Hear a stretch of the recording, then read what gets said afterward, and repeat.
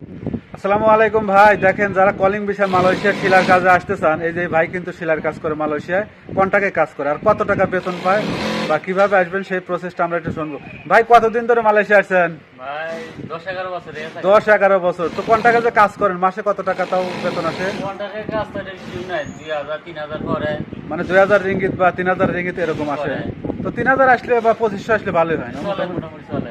যাক, ভালো। তো যারা মানে কলিং বিষয় মালয়েশিয়াতে এই শিলার কাজে আসবেন, বাইরে একটু দেখে রাখেন, আর এই পুরো ফ্যাক্টরিটি দেখে নেবেন সম্পূর্ণ, কিন্তু এটা শিলার কাজ। জায়গা মতো আয় করে বাইরে একটু বলেন যে আসলে আসলে ভালো হবে নাকি। এটা তো যাদের কিছু ভাগ্য ব্যবসা আছে, আর যারা কাজ কাম আছে, যেহেতু বাবা আছে, কাজ কামও তো মালয়েশিয়াতে কম, তাই না বর্তমানে? মানুষের তো কাজ কাম অবস্থা ভালো না। হ্যাঁ, কিন্তু দেখে শুনে সবচেয়ে দেখা কোম্পানির মাধ্যমে তো আইতে পারে, হ্যাঁ। যেন ওটা ওটা না হলো বেতনটা তো পাইবো 8 ঘন্টা। আর ভাইয়ের জন্য ভিডিওটা শেয়ার করে দেবেন। জাস্ট আপনাদেরকে একটু দেখালাম, অনেকেই শিলার কাজ দেখতে চায় যে মালয়েশিয়া আসলে শিলার কাজ বা গার্মেন্টসের কাজগুলো কেমন হয়ে থাকে, আপনাদের সাথে শেয়ার করলাম। ভালো থাকবেন, আল্লাহ হাফেজ।